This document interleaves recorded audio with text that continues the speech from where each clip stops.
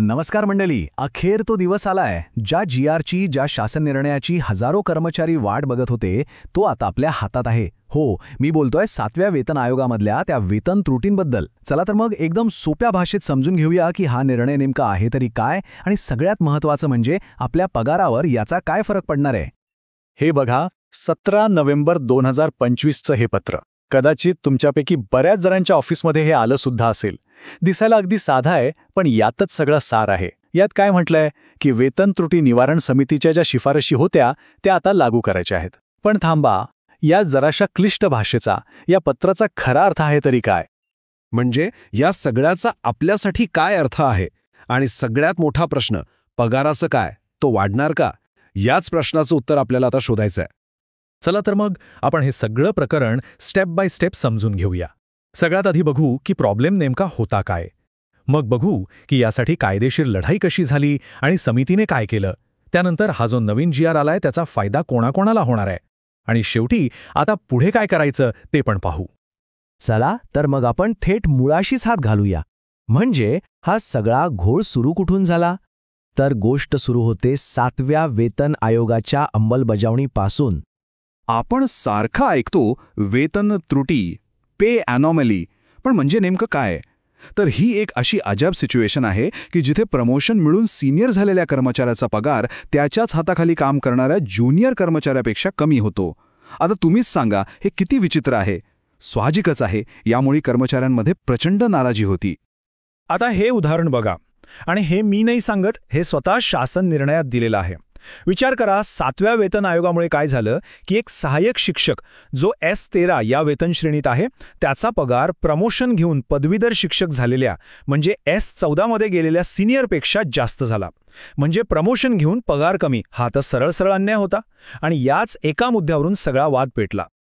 पण अर्थातच या अन्यायाविरोधात कर्मचारी गप्प बसले नाहीत. आणि इथूनच सुरुवात झाली एका मोठ्या कायदेशीर लढाईची, आणि मग एका अत्यंत महत्त्वाच्या समितीच्या स्थापनेची. ही संपूर्ण लढाई कशी लढली गेली ते बघा. 2016 मध्ये 7वा वेतन आयोग आला आणि या चुका समोर आल्या. मग 2022-23च्या काळात अनेक शिक्षक आणि कर्मचाऱ्यांनी थेट हायकोर्टात धाव घेतली. मुंबई, औरंगाबाद, नागपूर अशा वेगवेगळ्या ठिकाणी याचिका दाखल झाल्या. या सगळ्याचा परिणाम म्हणून सरकारने 2024 मध्ये वेतन त्रुटी निवारण समिती स्थापन केली. आणि अखेर 2025 मध्ये या समितीने आपला रिपोर्ट सरकारला दिला. आणि मग या समितीच्या रिपोर्टनंतर तो क्षण आला ज्याची सगळेजण वाट बघत होते. नवीन शासन निर्णयाची घोषणा झाली. हा तोच जीआर आहे जो या सगळ्या समस्येवर एक उपाय घेऊन आलाय. बरोबर, हा आहे 13 ऑक्टोबर 2025चा ग्रामविकास विभागाचा शासन निर्णय. याच जीआरमुळे समितीने ज्या शिफारशी केल्या होत्या त्यांना अधिकृतपणे म्हणजे ऑफिशियली मान्यता मिळाली. या जीआरच्या सुरुवातीलाच म्हणजे प्रस्तावनेमध्ये एक वाक्य आहे जे सगळं चित्र स्पष्ट करतं. त्यात काय लिहिलंय? वेतन त्रुटी निवारण समिती 2024ने केलेल्या शिफारशी स्वीकारण्यात आलेल्या आहेत. याचा सरळसोपा अर्थ काय? तर समितीने जे जे उपाय सुचवले होते ते सरकारने जसे क्या तसे मान्य केले आहेत. एक मोठा विजय आहे हा. ओके, सगळं ठीक आहे, पण आता येतो सगळ्यात महत्त्वाचा प्रश्न की या निर्णयाचा फायदा नक्की कोणाकोणाला मिळणार आहे, कोणाच्या पगारात फरक पडणार आहे. तर बघा, या निर्णयाचा फायदा अनेक वेगवेगळ्या कॅडरच्या लोकांना होणार आहे. यात कोण कोण येतं? तर अभियंता संवर्ग आहे, आरोग्य कर्मचारी आहेत, शिक्षक आहेत, विस्तार अधिकारी आहेत, लघुलेखक आहेत आणि सहाय्यक गटविकास अधिकारीसुद्धा आहेत. या सगळ्यांच्या पगारातली जी तफावत होती ती आता दूर होणार आहे. आता जरा स्क्रीनकडे नीट बघा. इथे आपण प्रत्येक डिपार्टमेंटनुसार कोणती पदं आहेत ते दिलंय. जसं की इंजिनिअरिंगमध्ये बघा, शाखा अभियंता किंवा कनिष्ठ अभियंता आहेत. आरोग्य विभागात आरोग्य पर्यवेक्षक, आरोग्य सहाय्यक, ANM, आरोग्य सेवक हे सगळे येतात. ॲडमिनिस्ट्रेशनमध्ये सहाय्यक गट विकास अधिकारी, विस्तार अधिकारी आहेत. आणि हो, शिक्षण विभागात पदवीधर शिक्षकांची जी स्पेशल केसेस होती त्यांचाही समावेश आहे. या सगळ्यांना आता याचा डायरेक्ट फायदा मिळणार आहे. चला, जीआर आला, कोणाला फायदा होणार तेही कळलं.